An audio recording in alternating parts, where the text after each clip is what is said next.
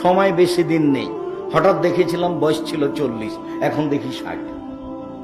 হঠাৎ দেখবো যে আমি শেষের দিকে চলে এসেছি। তার নাম জীবন।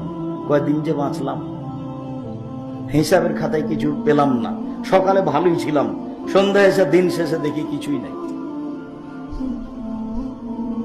কাজেই এইভাবে দাঙ্গাবাজি করে, জুলুম নির্যাতন করে, অন্যায় অবিচার করে, মানুষের যেখানে সেখানে বসে দাঙ্গাবাজি করে, মানুষকে অপমান করে দিন কাটানোর প্রয়োজন নেই। আমি যেটা বলেছি মনে রাখবেন, মানুষের জীবনে 4টা জরুরি কাজ। 1, 5 ওয়াক্ত সালাত। এর চেয়ে কোনো জরুরি কাজ মানুষের জীবনে নেই। 2, হালাল রুজি যেভাবেই হোক। 3, কোরআন তেলাওয়াত, অন্তত সূরা ইখলাস। 4, দুজন যেখানে বসে আছে সেখানে বসবেন না, যার নাম আড্ডা পিটা। ভুলেও কোনোদিন কোথাও বসে গল্প জমাবেন না।